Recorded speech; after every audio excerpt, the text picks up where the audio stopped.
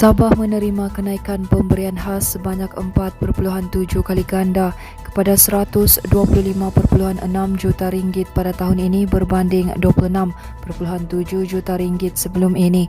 Kenaikan itu adalah antara persetujuan yang dicapai di antara kerajaan pusat dan negeri mengenai kajian semula pemberian khas kepada Sabah mengikut perkara 112 di Perlembagaan Persekutuan hari ini berdasarkan kenyataan bersama Perdana Menteri Datuk Seri Ismail Sabri Yaakob dan Ketua Menteri Sabah Datuk Seri Haji Nur.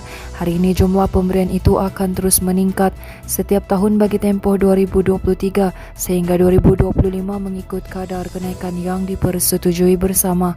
Selain peningkatan pemberian khas, Ismail Sabri dan Haji Ji dalam kenyataan itu turut menjelaskan bahawa Kerajaan Persekutuan dan Kerajaan Negeri Sabah juga akan terus berunding berhubung tuntutan 40% daripada hasil negeri Sabah. Kenyataan itu, kajian semula pemberian khas di bawah perkara 112 di Perlembagaan Persekutuan juga akan dijalankan untuk mendapatkan suatu amaun pemberian khas baharu yang dapat mengimbangi keperluan negeri Sabah tanpa menjejaskan kedudukan kewangan Kerajaan Persekutuan. Kenyataan bersama itu turut menjelaskan bahawa kedua-dua Kerajaan Persekutuan dan Kerajaan Negeri Sabah akan membekalkan data serta maklumat mengenai kedudukan kewangan Kerajaan Persekutuan dan keperluan Kerajaan Negeri Sabah berhubung kos perkhidmatan negeri yang akan diambil kira dalam proses kajian semula pemberian khas itu. Sementara itu, Kerajaan Sabah menyifatkan kenaikan 4.7 kali ganda pemberian khas Kerajaan Persekutuan kepada negeri ini sebagai perkembangan yang positif dalam usaha mengembalikan hak Sabah sambil mengalu-alukan kenaikan pemberian khas kepada 125.6 juta ringgit itu. Ketua Menteri Datuk Seri Haji Nur berkata pencapaian itu juga menunjukkan Kerajaan Pusat mendengar permintaan rakyat negeri ini. Kenyataan itu sebagai susulan kenyataan bersama beliau dengan Perdana Menteri Datuk Seri Ismail Sabri Yaakob tengah hari tadi mengenai kata sepakat yang dicapai dalam perbincangan di antara Kerajaan Pusat dan Negeri berhubung kajian semula pemberian khas Sabah. Haji Ji yang juga Menteri Kewangan Negeri berkata kenaikan pemberian khas daripada 26.7 juta ringgit kepada 125.6 juta ringgit pada tahun ini memberi banyak manfaat kepada Sabah. Pagi tadi Haji Ji menghadiri mesyuarat berkaitan MA63 khususnya mengenai pemberian khas yang dipengerusikan. Ismail Sabri menerusi persidangan video. Manakala syarikat penerbangan dalam negara dilihat seperti menghisap darah penumpang berikutan harga tiket penerbangan yang begitu tinggi. Timbalan Ketua Menteri Datuk Seri Bung Mokhtaradin berkata ramai masyarakat setempat mengadu dengan situasi harga tiket melambung naik. Beliau yang juga Menteri Kerja Raya Negeri meminta Kementerian Pengangkutan supaya campur tangan dan menangani isu tiket penerbangan itu dengan segera. Ahli Parlimen Kinabatangan itu berpendapat keadaan berkenaan tidak sepatutnya berlaku dan meminta syarikat penerbangan tidak mengaut keuntungan semata-mata.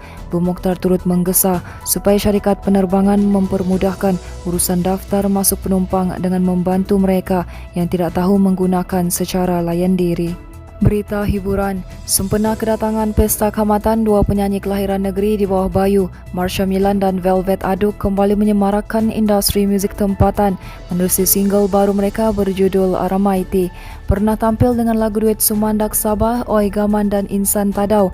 Buah tangan terkini sahabat baik itu ibarat menjadi kemestian buat dua penyanyi wanita berkenaan khususnya apabila tiba musim perayaan Pesta Kehormatan yang sudah sinonim dengan masyarakat tempatan Sabah. Ditemui ketika majlis pelancaran, Velvet Aduk 37 tahun berkata banyak elemen tempatan yang dimasukkan dalam pembikinan muzik lagu Aramaiti. Dalam pada itu bercakap mengenai pembikinan muzik video Aramaiti, Marsha Milan 37 tahun menyatakan banyak penambahbaikan pelbagai aspek dilaksanakan berbanding muzik video lagu-lagu terdahulu.